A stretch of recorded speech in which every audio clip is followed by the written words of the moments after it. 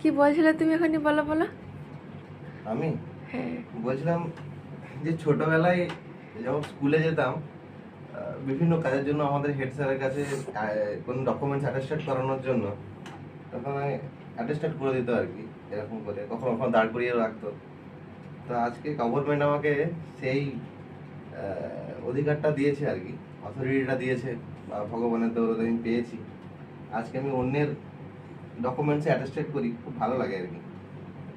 হ্যাঁ, মনে পড়ে যায় অনেক কিছু।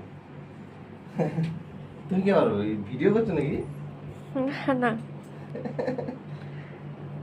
না, এখন তারিখ কত? 5 তারিখ। 5 তারিখ। কি করছো, ভিডিও বন্ধ করো। ভিডিও করে কি করবো?